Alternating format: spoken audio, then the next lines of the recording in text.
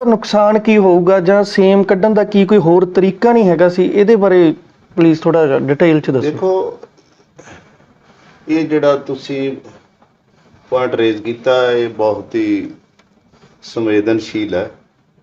ਇਹ ਬਹੁਤ ਭਿਆਨਕ ਔਰ ਖਤਰਨਾਕ ਖੇਡ ਖੇਡੀ ਜਾ ਰਹੀ ਹੈ ਪੰਜਾਬ 'ਚ ਕਿ 80% ਮਾਲਵੇ ਦਾ ਪਾਣੀ ਪੀਣ ਯੋਗ ਨਹੀਂ ਰਿਹਾ ਤੇ ਨਹਿਰਾਂ ਦੇ ਨਾਲ ਪਾਣੀ ਸਾਰਾ ਮਿੱਠਾ ਹੈ।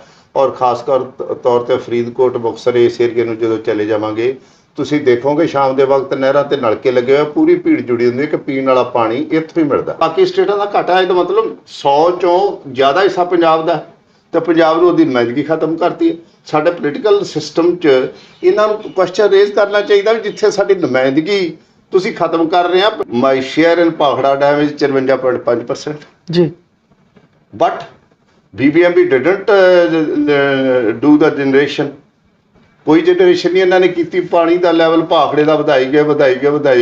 2019 ਤੱਕ ਹੜ੍ਹ ਆਉਂਦੇ ਰਹੇ, ਤੁਸੀਂ ਦੇਖਿਆ ਤਬਾਹੀ ਮਚਾਈ 2019 ਚ।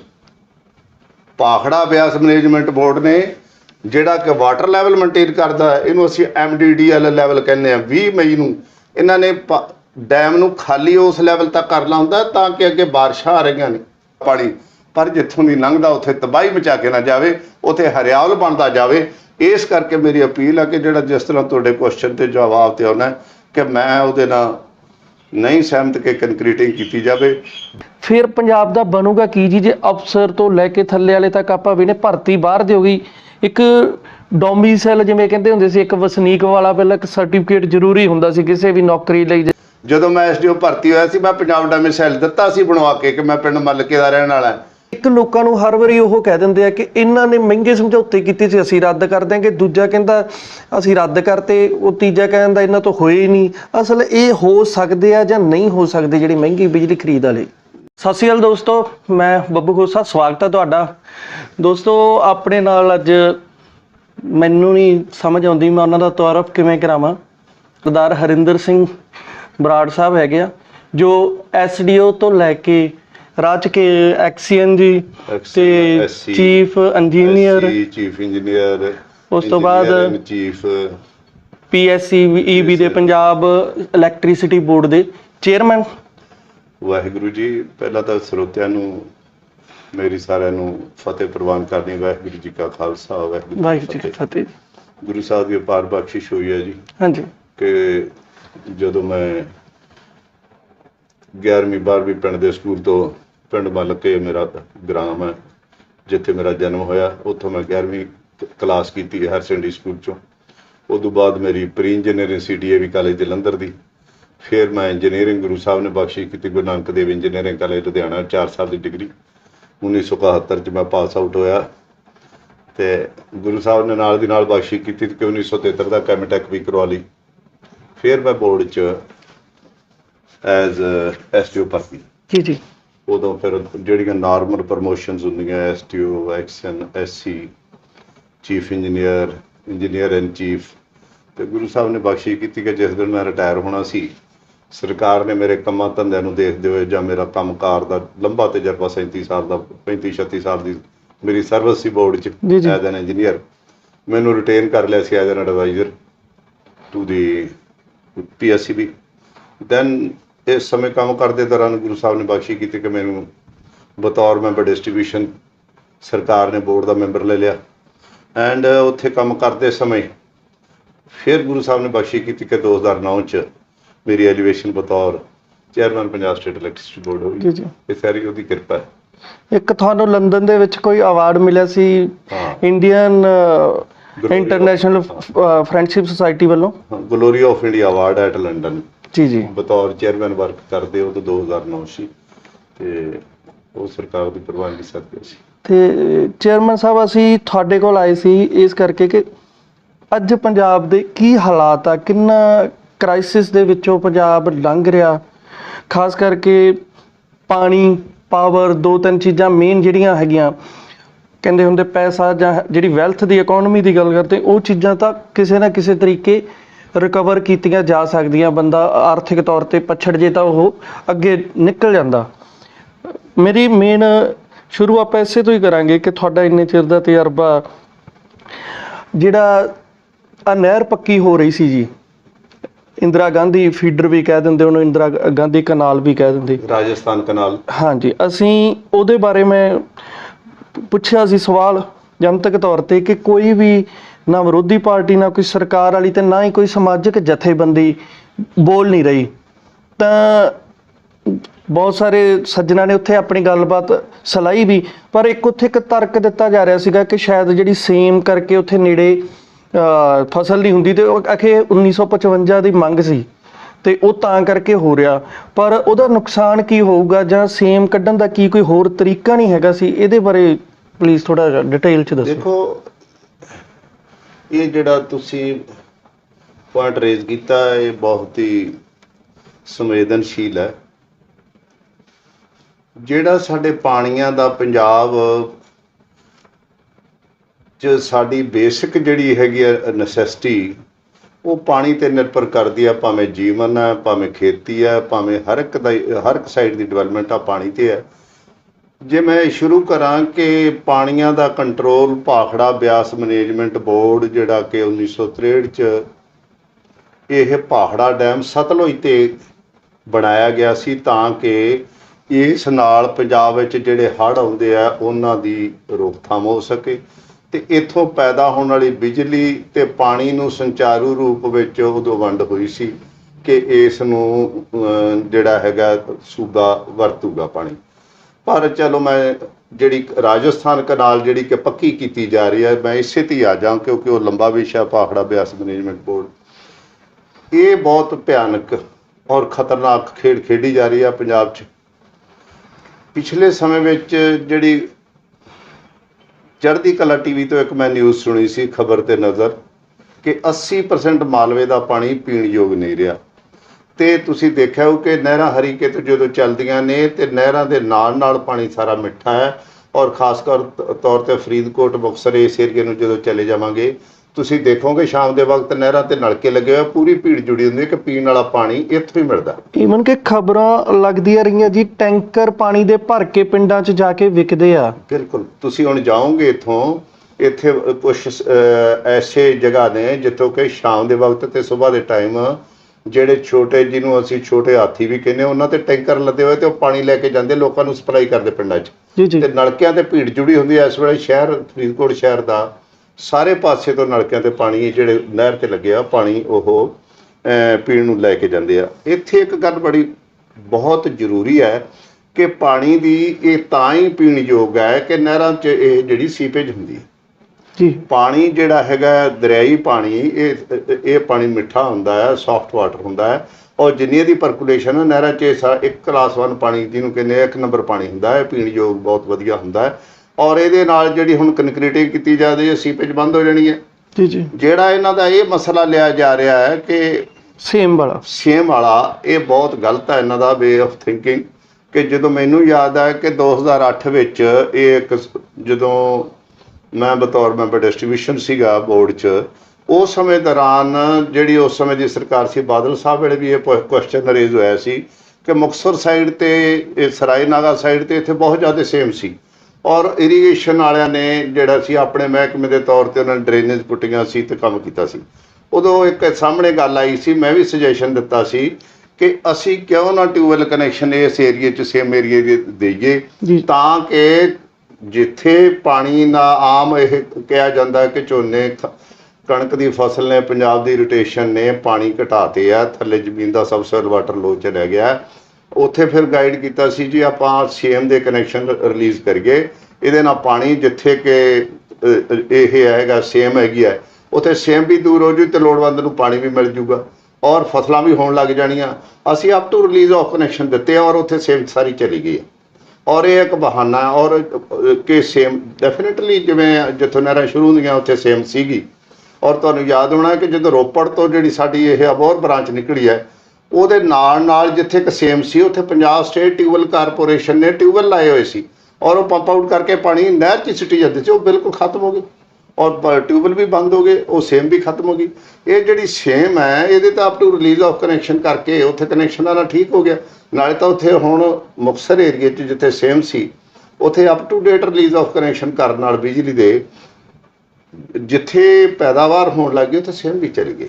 ਹੁਣ ਕਿੱਥੇ ਆ ਜਿਹੜੇ ਉਦੋਂ ਜਿੰਨੀਆਂ ਸਾਡੀਆਂ ਡਰੇਨੇਜ ਪੱਟੀਆਂ ਸੀਗੀਆਂ, ਸੇਮ ਨਾਲੇ ਪੱਟੇ ਸੀ, ਕੋਈ ਸੇਮ ਨਾਲਾ ਹੁਣ ਵਰਕ ਨਹੀਂ ਕਰ ਰਿਹਾ ਥਰੂ ਆਊਟ ਪੰਜਾਬ।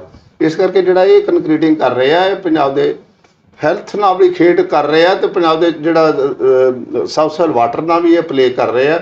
ਮੇਰੇ ਲਿਹਾਜ਼ ਨਾਲ ਇਹ ਜਿਹੜਾ ਕਰ ਰਿਹਾ ਇਹ ਜਿਹੜਾ ਹੈਗਾ ਪਾਣੀ ਨੂੰ ਇੱਕ ਤਰ੍ਹਾਂ ਨਾਲ ਜਿਵੇਂ ਅਸੀਂ ਕਹਿੰਦੇ ਲਿਫਟ ਕਰਕੇ ਇਹ ਹਰੀਕੇ ਪਤਨ ਤੋਂ ਰਾਜਸਥਾਨ ਪਹੁੰਚਾਉਣ ਲਈ ਲਿਫਟ ਕਰਕੇ ਲਿਜਾ ਰਹੇ, ਜਦੋਂ ਕਿ ਰਸਤੇ ਦਾ ਜਿਹੜਾ ਪੰਧ ਪਾਣੀ ਨੇ ਤੈਅ ਕਰਨਾ ਸੀਗਾ, ਪਰਕੂਲੇਸ਼ਨ ਵੀ ਕਰ ਸੀ, ਕੁਦਰਤ ਨਾਲ ਹੀ ਖੇਡ ਰਹੇ ਨੇ। ਪਰਮਾਤਮਾ ਨੇ ਪਹਾੜਾਂ ਵਿੱਚ ਬਰਫਾਂ ਪੈਂਦੀਆਂ ਨੇ, ਗਰਮੀਆਂ 'ਚ ਪਿਘਲਦੀਆਂ ਨੇ, ਕੈਚਮੈਂਟ ਏਰੀਆ 'ਚ ਬਾਰਿਸ਼ ਹੁੰਦੀ ਹੈ, ਉਹ ਪਾਣੀ ਪਲੇਨਸ 'ਚ ਆਉਂਦਾ, ਇੱਥੇ ਬਾਰਿਸ਼ਾਂ ਘੱਟ ਹੁੰਦੀਆਂ ਨੇ ਔਰ ਇੱਥੇ ਪਾਣੀ ਦੇਣਾ ਅਤਿਅੰਤ ਜ਼ਰੂਰੀ ਹੈ। ਜਿਹੜਾ ਬੇਸਨ ਆ, ਬੇਸਨ ਨੂੰ ਤਾਂ ਦੇਣਾ ਜ਼ਰੂਰੀ ਹੈ, ਕੁਦਰਤ ਨਾਲ ਖੇਡ ਕਰ ਰਹੇ ਆ। ਮੇਰੇ ਲਿਹਾਜ਼ ਨਾਲ ਜਿਹੜੀ ਕੰਕਰੀਟਿੰਗ ਕਰ ਰਹੇ ਆ ਇਹ ਬੰਦ ਹੋਣੀ ਚਾਹੀਦੀ ਹੈ।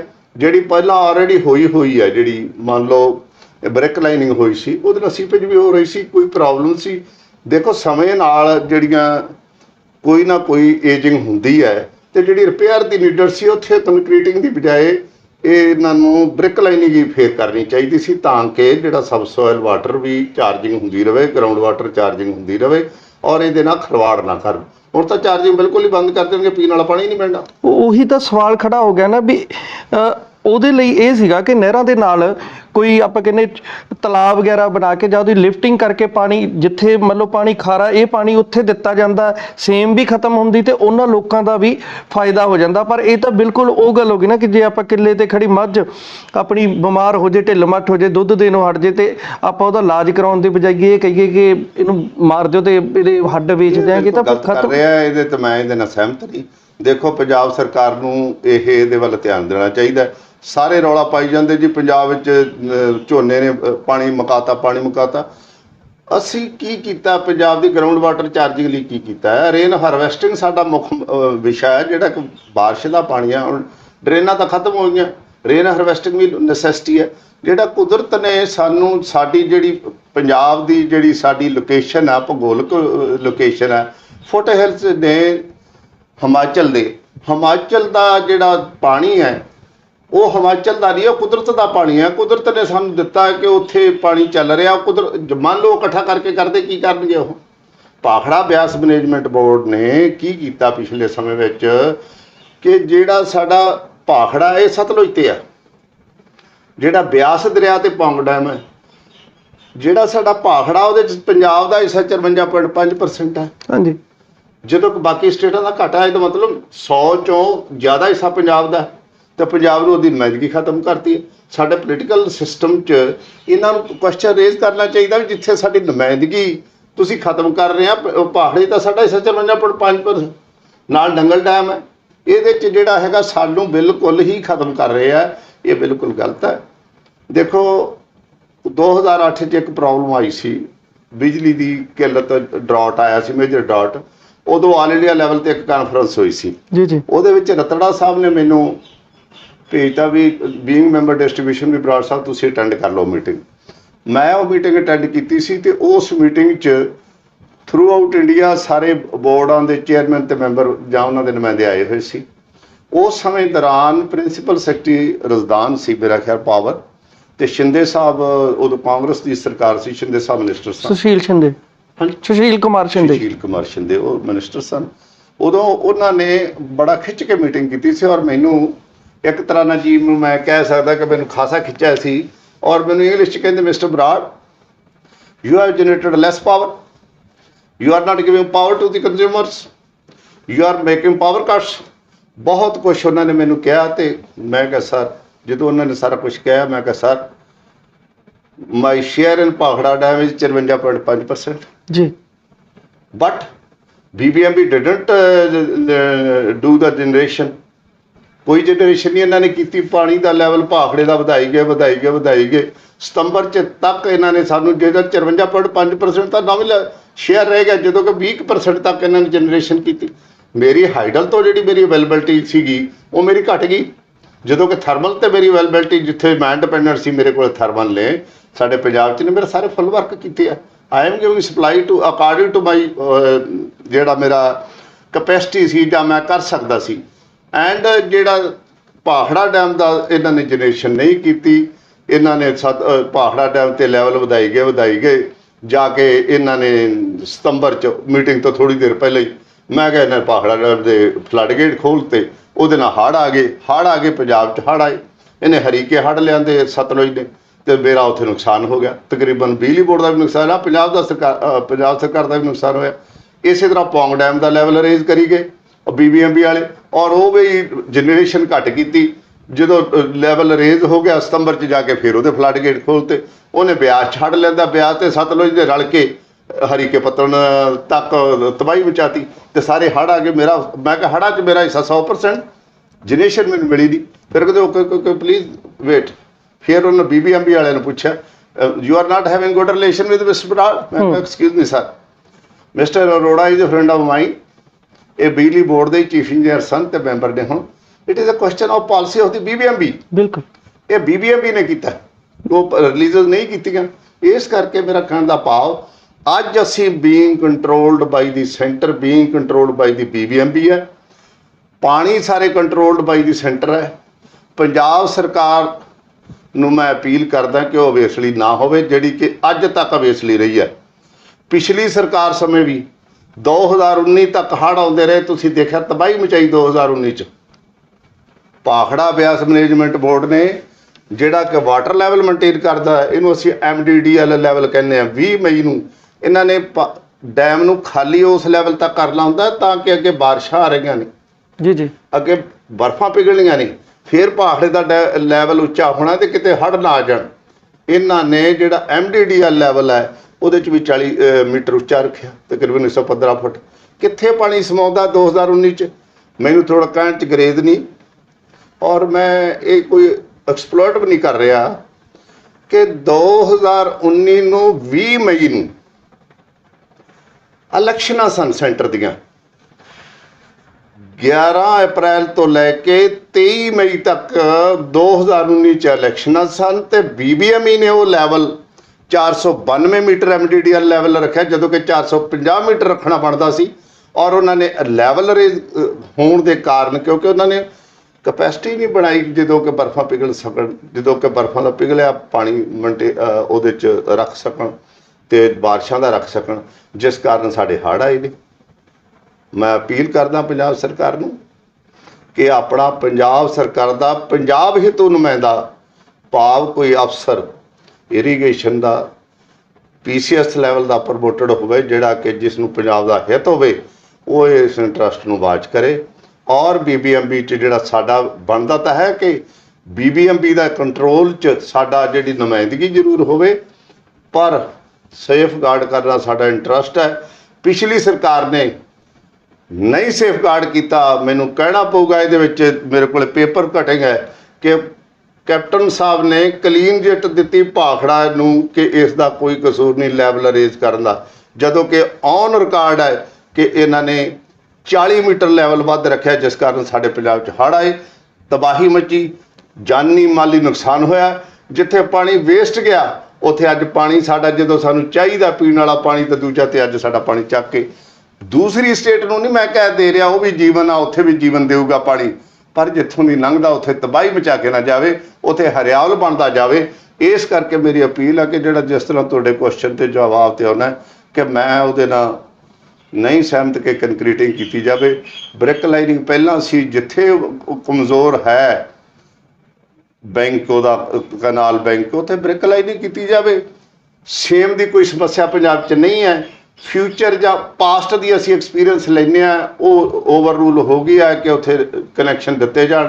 ਉੱਥੇ ਜੇ ਪੰਪ ਆਊਟ ਪਾਣੀ ਹੁੰਦਾ, ਜਿਸ ਤਰ੍ਹਾਂ ਐਲੀਗੇਸ਼ਨ ਲਾਉਂਦੇ ਨੇ ਜ਼ਿਮੀਂਦਾਰ ਤੇ ਕਿ ਇਹਨੇ ਪਾਣੀ ਕੱਢਤਾ, ਪਾਣੀ ਜ਼ਿਮੀਂਦਾਰ ਕੋਈ ਕੱਢਦਾ ਨਹੀਂ ਹੈ, ਤਾਂ ਕੁਦਰਤ ਦੀ ਦੇਣ ਹੈ। ਤੁਸੀਂ ਉਹਨੂੰ ਉਹ ਬਖਸ਼ਿਸ਼ ਕੀਤੀ ਆ ਵੀ ਝੋਨਾ ਪੈਦਾ ਕਰਨਾ, ਉਹ ਪਾਣੀ ਨਾਲ ਹੀ ਹੋਣਾ, ਤੇ ਪਾਣੀ ਕਿੱਥੋਂ ਦੇਣਾ? ਨਹਿਰਾਂ ਸੁੱਕੀਆਂ ਪਈਆਂ ਨੇ ਪੰਜਾਬ 'ਚ, ਪਾਣੀ ਕਿੱਥੋਂ ਆਉਣਾ? ਜ਼ਮੀਨ ਤੋਂ ਹੀ ਆਉਣਾ।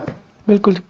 ਇਹ ਇੱਕ ਤੁਹਾਡੇ ਸ਼ਬਦਾਂ ਦੇ ਵਿੱਚ ਇੱਕ ਦਰਦ ਝਲਕਿਆ ਪੰਜਾਬ ਦੇ ਲਈ, ਤੇ ਇਹ ਮੈਂ ਤੁਹਾਡੀ ਗੱਲਬਾਤ ਸੁਣਦਿਆਂ ਮੇਰੇ ਦਿਮਾਗ 'ਚ ਆ ਰਿਹਾ ਸੀ ਕਿ ਹੁਣ ਆਪਾਂ ਦੇਖਦੇ ਹਾਂ, ਜਿਵੇਂ ਪਿੱਛੇ ਕਹਿੰਦੇ ਭਰਤੀ ਹੋਈ 40% ਬਾਹਰਲੇ, ਚਾਹੇ ਆਪਣੇ IAS ਆਫਿਸਰ ਦੇਖਦੇ ਆ ਬਾਹਰਲੇ, ਕਿ ਉਹ ਵੀ ਪੰਜਾਬ ਨੂੰ ਲੈ ਕੇ ਆਪਦੇ ਦਿਲ ਦੇ ਵਿੱਚ ਇਸ ਤਰ੍ਹਾਂ ਦਾ ਦਰਦ ਰੱਖਦੇ ਹੋਣਗੇ? ਮੈਨੂੰ ਤਾਂ ਇਹੀ ਹੈ ਕਿ ਨਹੀਂ, ਪਰ ਫਿਰ ਪੰਜਾਬ ਦਾ ਬਣੂਗਾ ਕੀ ਜੀ ਜੇ ਅਫਸਰ ਤੋਂ ਲੈ ਕੇ ਥੱਲੇ ਵਾਲੇ ਤੱਕ ਆਪਾਂ ਵੀ ਨੇ ਭਰਤੀ ਬਾਹਰ ਦੀ ਹੋ ਗਈ। ਇੱਕ ਡੋਮੀਸਾਈਲ ਜਿਵੇਂ ਕਹਿੰਦੇ ਹੁੰਦੇ ਸੀ, ਇੱਕ ਵਸਨੀਕ ਵਾਲਾ ਪਹਿਲਾਂ ਇੱਕ ਸਰਟੀਫਿਕੇਟ ਜ਼ਰੂਰੀ ਹੁੰਦਾ ਸੀ ਕਿਸੇ ਵੀ ਨੌਕਰੀ ਲਈ, ਜਾਂ ਅਸੀਂ ਕੁਛ ਵੀ ਭਾਵੇਂ ਇੱਕ ਕਰਜ਼ਾ ਲੈਣਾ ਜਾਂ ਨੌਕਰੀ ਲੈਣੀ, ਉਹ ਜ਼ਰੂਰੀ ਲੱਗਦਾ ਸੀ। ਉਹ ਕਦੋਂ ਖਤਮ ਹੋਇਆ? ਤੁਹਾਡੀ ਜਾਣਕਾਰੀ ਕੋਈ ਹੈ ਇਸ ਬਾਰੇ ਜੀ? ਇਹ ਵੀ ਜਿਸ ਤਰ੍ਹਾਂ ਦਾ ਪਾਣੀਆਂ ਦਾ ਮਸਲਾ, ਉਸੇ ਤਰ੍ਹਾਂ ਰੁਜ਼ਗਾਰ ਦਾ ਮਸਲਾ ਹੈ। ਪੰਜਾਬ ਵਿੱਚ ਪੰਜਾਬ ਡੋਮੀਸਾਈਲ ਖਾਸ ਤੌਰ ਤੇ ਗਜ਼ਟਡ ਪੋਸਟਾਂ ਵਿੱਚ ਤਕਰੀਬਨ 12-14 ਸਾਲ ਪਹਿਲਾਂ, ਜਦੋਂ ਤੋਂ ਗੁਰੂ ਸਾਹਿਬ ਨੇ ਮੈਨੂੰ ਬਖਸ਼ਿਸ਼ ਕੀਤੀ ਬਤੌਰ ਚੇਅਰਮੈਨ ਸਾਮ ਹੈ, ਉਦੋਂ ਮੇਰੇ ਨੋਟਿਸ 'ਚ ਆਇਆ ਕਿ ਇਹਨਾਂ ਨੇ ਪੰਜਾਬ ਡੋਮੀਸਾਈਲ ਹੀ ਖਤਮ ਕਰਤਾ ਜਨਰਲ ਕੈਟੇਗਰੀ ਲਈ। ਔਰ ਜਿਹੜੀ ਉਦੋਂ STO ਦੀ ਭਰਤੀ ਹੋਣੀ ਸੀ, ਉਸ ਵਿੱਚ ਵੀ ਸਿਰਫ ਤੇ ਸਿਰਫ ਇਹਨਾਂ ਨੇ ਇਹ ਕੀਤਾ ਸੀਗਾ ਕਿ ਪੰਜਾਬੀ 10ਵੀਂ ਤੱਕ ਪੜ੍ਹੀ ਹੋਣੀ ਚਾਹੀਦੀ ਹੈ। ਇਹ ਨਾਲ ਡੋਮੀਸਾਈਲ ਉਹ ਤਾਂ ਕੋਈ ਵੀ ਪੜ੍ਹ ਸਕਦਾ ਜੀ। ਬਾਹਰਲੀਆਂ ਅਸੀਂ ਦੇਖੋ ਫ੍ਰੈਂਚ ਸਾਡੇ ਬੱਚੇ ਕਰ ਰਹੇ ਹੁਣ, ਜਿਹੜੇ ਆਈਲੈਟਸ ਕਰਦੇ ਆ, ਫ੍ਰੈਂਚ ਵੀ ਕਰਦੇ ਆ, ਰਸ਼ੀਅਨ ਵੀ ਕਰਦੇ ਆ। ਲੈਂਗੁਏਜ ਤਾਂ ਜਿੰਨੀਆਂ ਮਰਜ਼ੀ ਪੜ੍ਹੀਆਂ ਜਾਣ, ਲੈਂਗੁਏਜ ਦਾ ਇਸ਼ੂ ਨਹੀਂ ਹੈ। ਇਹ ਇਸ਼ੂ ਹੈ ਕਿ ਡੋਮੀਸਾਈਲ ਦਾ ਮਤਲਬ ਹੁੰਦਾ ਹੈ ਕਿ ਪੰਜਾਬ ਵਿੱਚ ਕੰਮ ਕਰਨਾ, ਪੰਜਾਬ ਦੀ ਸੰਸਕ੍ਰਿਤੀ ਦਾ, ਪੰਜਾਬ ਦੇ ਲੋਕਾਂ ਦੇ ਸੁਭਾਅ ਦਾ, ਪੰਜਾਬ ਦੇ ਬਾਰੇ ਗਿਆਨ ਹੋਣਾ ਅਤਿਅੰਤ ਜ਼ਰੂਰੀ ਆ। ਪੰਜਾਬੀ ਦਾ ਗਿਆਨ ਹੋਣਾ, ਮੈਂ ਸਹਿਮਤ ਹਾਂ, ਠੀਕ ਹੈ, ਵਿਜ਼ਡਮ ਹੈ ਕਿ ਪੰਜਾਬੀ ਦਾ ਗਿਆਨ ਹੋਣਾ ਠੀਕ ਗੱਲ ਹੈ, ਪਰ ਜਿਹੜਾ ਪੰਜਾਬ ਦੀ ਸੰਸਕ੍ਰਿਤੀ ਦਾ ਗਿਆਨ ਹੈ ਉਹ ਬਾਹਰਲਿਆਂ ਨੂੰ ਨਹੀਂ ਪਤਾ। ਇਹਦੇ ਨਾਲ ਕਲੈਸ਼ ਵੀ ਹੋ ਸਕਦੇ ਆ, ਇਹਦੇ ਨਾਲ ਸਭ ਕੁਝ ਹੋ ਸਕਦਾ। ਪੰਜਾਬ ਦਾ ਯੂਥ ਕਿੱਥੇ ਜਾਊਗਾ? ਉਹ ਬਾਹਰ ਨਾ ਜਾਊ ਤਾਂ ਕੀ ਕਰੂ ਜਦੋਂ ਉਹਨੂੰ ਪੰਜਾਬ ਵਿੱਚ ਤਾਂ ਮੌਕਾ ਹੀ ਨਹੀਂ ਮਿਲਣਾ। ਔਰ ਮੈਨੂੰ ਇਸ ਗੱਲ 'ਚ ਕਹਿਣ 'ਚ ਕੋਈ ਗਰੇਜ ਨਹੀਂ। ਪੰਜਾਬ ਸਰਕਾਰ ਨੂੰ ਮੈਂ ਅਪੀਲ ਕਰਦਾ ਕਿ ਪੰਜਾਬ ਡੋਮੀਸਾਈਲ ਦੇਖੋ ਕਿੱਥੇ ਸੀ। ਜਦੋਂ ਮੈਂ SDO ਭਰਤੀ ਹੋਇਆ ਸੀ, ਮੈਂ ਪੰਜਾਬ ਡੋਮੀਸਾਈਲ ਦਿੱਤਾ ਸੀ ਬਣਵਾ ਕੇ ਕਿ ਮੈਂ ਪਿੰਡ ਮੱਲਕੇ ਦਾ ਰਹਿਣ ਵਾਲਾ, ਔਰ ਮੈਂ ਉੱਥੋਂ ਐਗਜ਼ੈਕਟਿਵ ਮੈਜਿਸਟ੍ਰੇਟ ਤੋਂ ਲੈ ਕੇ ਮੈਂ ਅਪਲਾਈ ਕੀਤਾ ਸੀਗਾ, ਫਿਰ ਨੌਕਰੀ ਮਿਲੀ ਸੀ। ਕਿਉਂ ਤੇ ਕਿੱਥੇ ਤੇ ਕਿਸ ਵਕਤ ਸਾਨੂੰ ਖਤਮ ਕੀਤਾ ਗਿਆ ਪੰਜਾਬ 'ਚੋਂ ਪੰਜਾਬ ਡੋਮੀਸਾਈਲ, ਇਹ ਦੇਖਣ ਦੀ ਲੋੜ ਹੈ। ਔਰ ਇਹ ਬਹੁਤ ਵੱਡੀ ਭਿਆਨਕ ਬਿਮਾਰੀ ਹੈ ਜਿਹੜੀ ਕਿ ਤੁਸੀਂ ਅੱਜ ਪੈਦਾ ਕਰ ਰਹੇ ਆ, ਔਰ ਇਸ ਭਿਆਨਕ ਬਿਮਾਰੀ ਨੇ ਪੰਜਾਬ ਨੂੰ ਗਰਸ ਲੈਣਾ ਹੈ।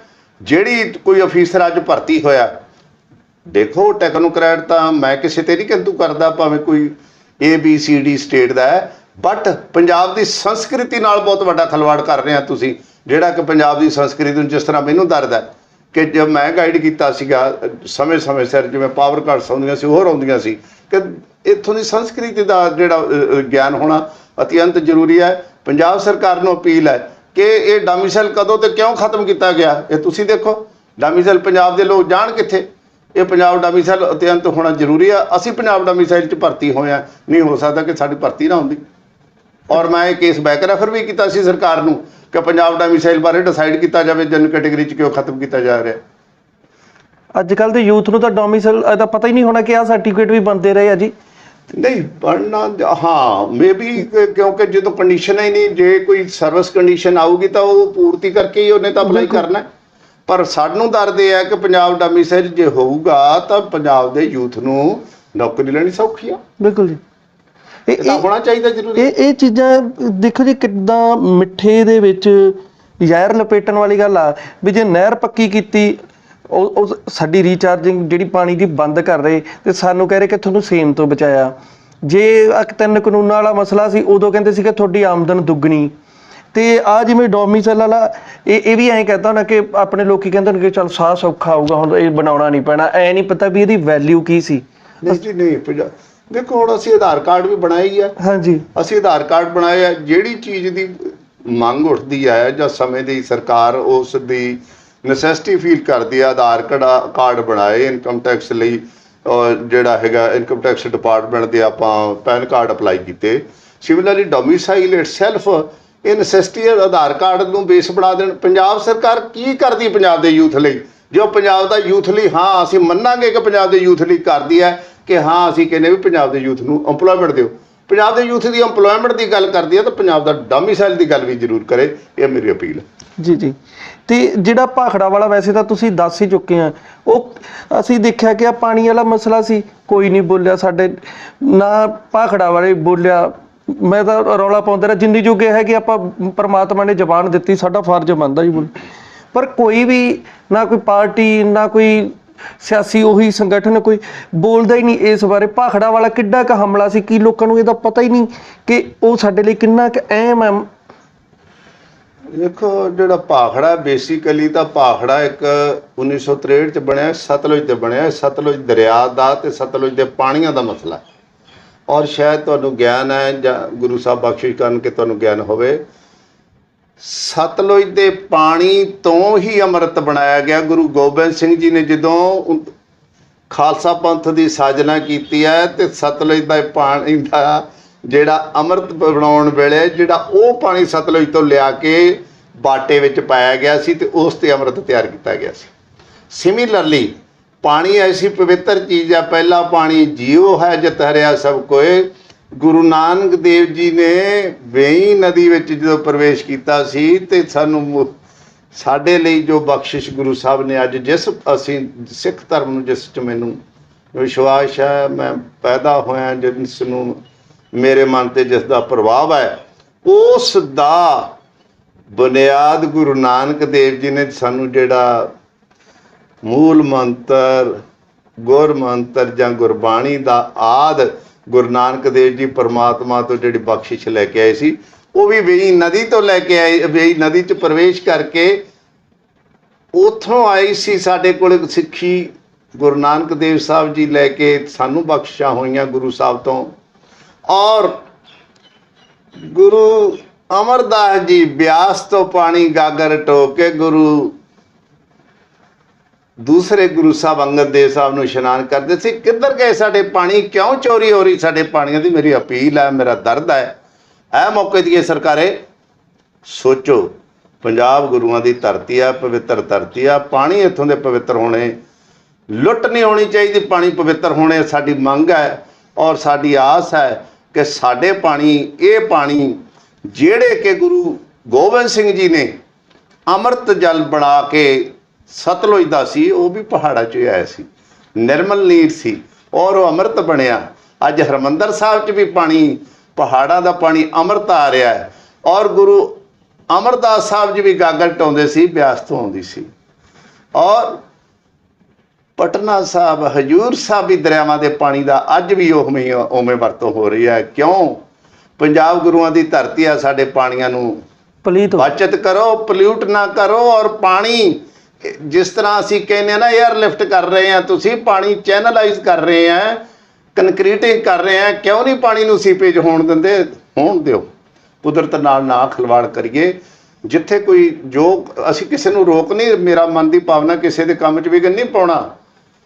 ਕੋਈ ਸੇਮ ਦੀ ਸਮੱਸਿਆ ਨਹੀਂ ਉੱਥੇ। ਅਸੀਂ ਕੀਤੇ ਕਨੈਕਸ਼ਨ ਰਿਲੀਜ਼ ਕੀਤੇ 2008 'ਚ। ਦੇਖੋ ਪਿਛਲਾ ਰਿਕਾਰਡ ਦੇਖੋ, ਸੇਮ ਖਤਮ ਹੋ ਗਈ। ਹੁਣ ਕੋਈ ਸੇਮ ਨਹੀਂ, ਕੋਈ ਸੇਮ ਦਾ ਕੋਈ ਗਰੰਟੀਡ ਨਹੀਂ ਕਿ ਇਹਨਾਂ ਨੇ ਸੇਮ ਖਤਮ ਕਰ ਲੈਣੀ ਹੈ ਇਹਨੇ ਨਾਲ ਕੰਕਰੀਟਿੰਗ ਕਰਕੇ। ਇਹਨਾਂ ਦੀ ਕੀ ਗਰੰਟੀ ਹੈ? ਕੁਦਰਤ ਦੇ ਅੱਗੇ ਕੀ ਕਰ ਸਕਦੇ ਆ?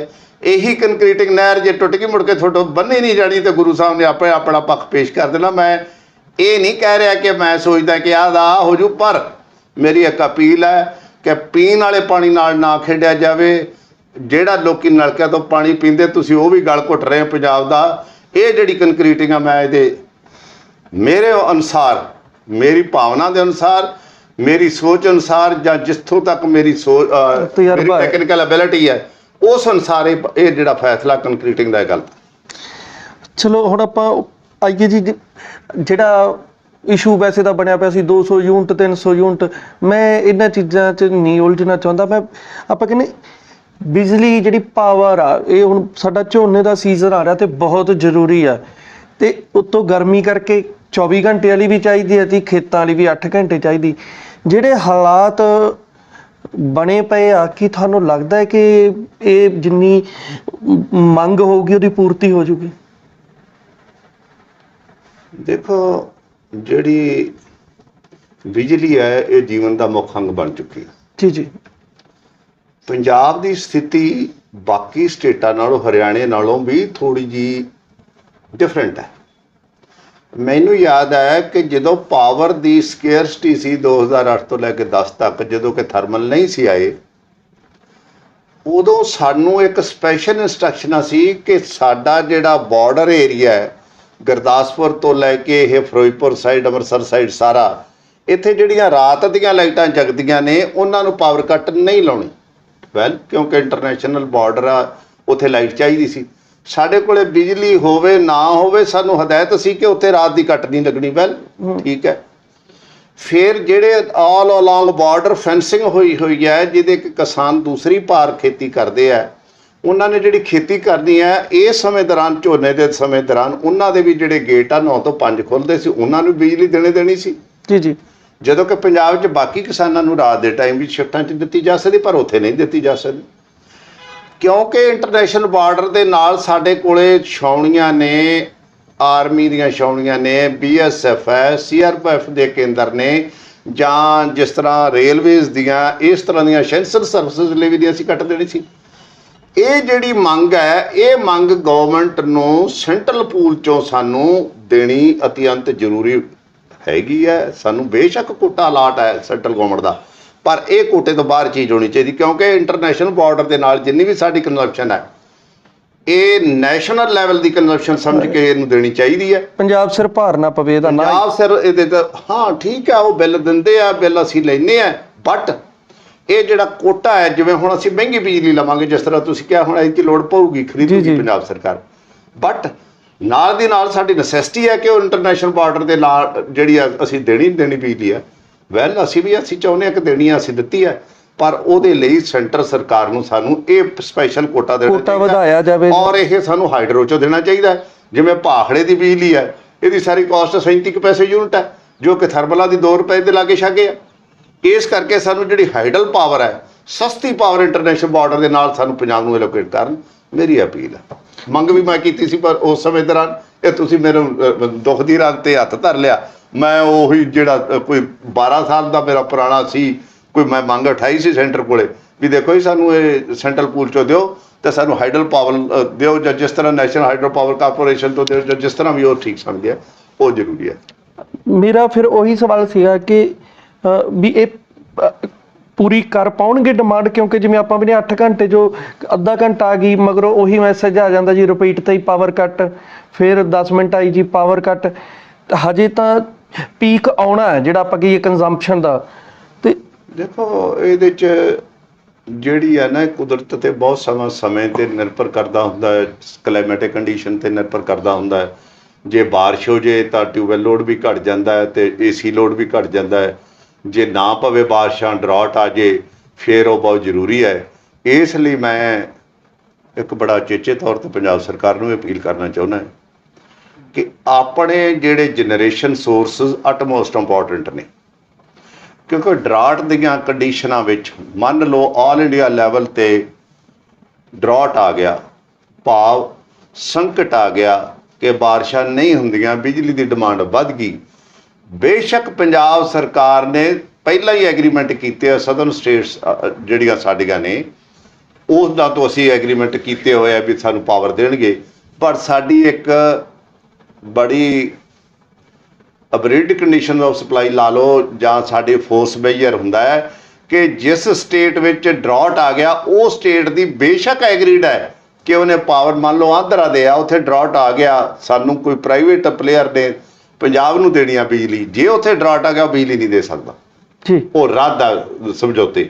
ਇਸ ਕਰਕੇ ਪੰਜਾਬ ਦੇ ਜਨਰੇਸ਼ਨ ਸਟੇਸ਼ਨ ਹੈਲਦੀ ਹੋਣੇ ਅਤਿਅੰਤ ਜ਼ਰੂਰੀ ਹੈ। ਇਹ ਮੇਰੀ ਅਪੀਲ ਹੈ। ਮੈਨੂੰ ਯਾਦ ਆ ਗਿਆ ਕਿ ਜਦੋਂ ਬਠਿੰਡਾ ਥਰਮਲ ਪਲਾਂਟ ਬੰਦ ਕੀਤਾ ਕਾਂਗਰਸ ਸਰਕਾਰ ਵੇਲੇ, ਸਰਦਾਰ ਮਨਪ੍ਰੀਤ ਸਿੰਘ ਬਾਦਲ ਨੂੰ ਮੈਂ ਉਚੇਚੇ ਤੌਰ 'ਤੇ ਫੋਨ ਕੀਤਾ ਸੀ। ਮੈਂ ਕਿਹਾ ਸਰ, ਜਿਹੜਾ ਤੁਸੀਂ ਬਠਿੰਡਾ ਥਰਮਲ ਪਲਾਂਟ ਬੰਦ ਕੀਤਾ, ਤੁਸੀਂ ਬਹੁਤ ਗਲਤ ਕੀਤੀ, ਪੰਜਾਬ ਦੀ ਜਨਰੇਸ਼ਨ ਤੁਸੀਂ ਖਤਮ ਕਰ ਰਹੀ ਹੈ ਇੰਨੇ ਮੈਗਾਵਾਟ ਦੀ। ਉਹ ਕਹਿੰਦੇ ਬਰਾੜ ਸਾਹਿਬ ਹੁਣ ਤਾਂ ਫੈਸਲਾ ਹੋ ਗਿਆ, ਕੋਈ ਨਹੀਂ।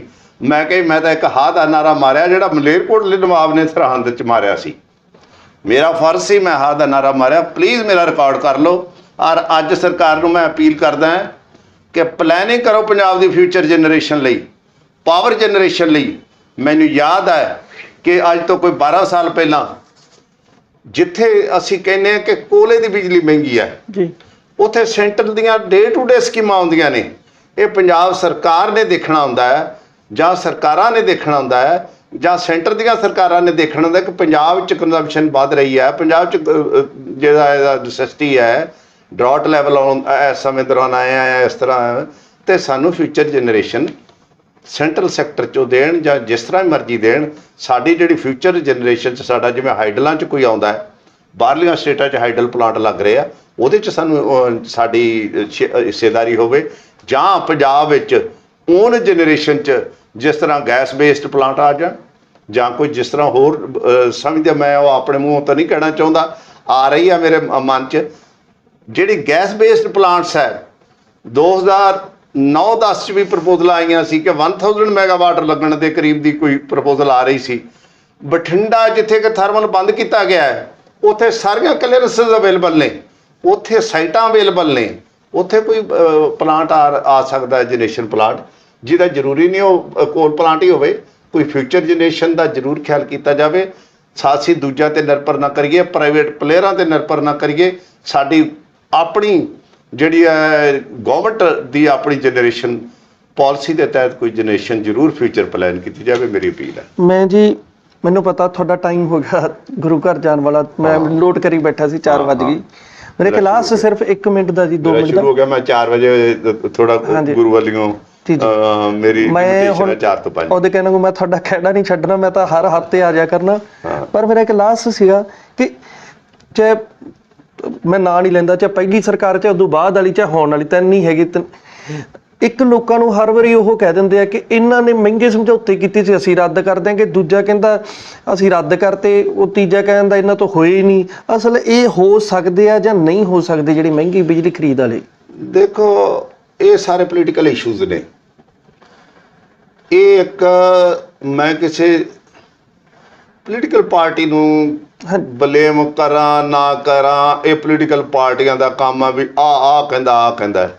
ਜੋ ਸਮਝੌਤੇ ਹੋਏ ਬਿਲਕੁਲ ਠੀਕ ਹੋਏ ਨੇ। ਅੱਛਾ ਜੀ। ਜਨਰੇਸ਼ਨ ਪਾਲਿਸੀ ਦੇ ਤਹਿਤ ਬਿਜਲੀ ਅੱਜ ਇਹ ਦੇਖ ਲੈਣ ਕਿ ਅੱਜ ਜੇ ਬਿਜਲੀ ਮਿਲੂਗੀ ਤਾਂ ਜੇ ਬਿਜਲੀ 'ਚ ਜਨਰੇਸ਼ਨ ਹੋ ਰਹੀ ਹੈ ਤਾਂ ਮਿਲਣੀ ਹੈ। ਔਰ ਸਮਝੌਤਿਆਂ 'ਚ ਕੋਈ ਕਿਸੇ ਸਟੇਜ ਤੇ ਕੋਈ ਗੜਬੜ ਨਹੀਂ, ਤਾਂ ਟਰਾਂਸਪੇਰੈਂਟ ਹੁੰਦੇ ਆ, ਫੁੱਲ ਕੈਬਨਿਟ ਨੇ ਪਾਸ ਕੀਤੇ ਹੁੰਦੇ ਆ। ਔਰ ਇਹ ਜਿਹੜਾ ਗਲੋਬਲ ਟੈਂਡਰ ਹੋਏ ਹੁੰਦੇ ਆ। ਔਰ ਇਹ ਅੱਜ ਦੀ ਪਾਲਿਸੀ ਨਹੀਂ, ਇਹ ਸੈਂਟਰਲ ਗਵਰਨਮੈਂਟ ਦੀ ਪਾਲਿਸੀ ਆ, ਤੇ ਇਹਨੂੰ ਬੜਾ ਲੰਮਾ ਸਮਾਂ ਲੱਗਦਾ ਹੈ। ਹਾਂ, ਕਿਸੇ ਸਮੇਂ ਤਾਂ ਇਹਦੀ ਜਿਹਨੂੰ ਆਪਾਂ ਕਹਿੰਦੇ ਨਾ ਕੰਪਲੀਸ਼ਨ ਆਉਂਦੀ ਆ। ਇਹ ਕੋਈ 1 ਸਾਲ 'ਚ ਨਹੀਂ ਬਣਦੇ, 2 ਸਾਲ 'ਚ ਨਹੀਂ ਬਣਦੇ। ਇਹ ਸੈਂਟਰਲ ਗਵਰਨਮੈਂਟ ਤੋਂ ਡਿਫਰੈਂਟ ਕਲੀਅਰੈਂਸਿਸ ਲੈਣੀਆਂ ਪੈਂਦੀਆਂ ਨੇ। ਪਰ ਜਿਹੜੇ ਸਾਈਟ ਸਿਲੈਕਸ਼ਨ ਕਰਦੀ ਆ, ਗਵਰਨਮੈਂਟ ਆਫ ਇੰਡੀਆ ਦੀ ਕਮੇਟੀ ਆਉਂਦੀ, ਸਾਈਟ ਸਿਲੈਕਸ਼ਨ ਕਰਦੀ ਹੈ।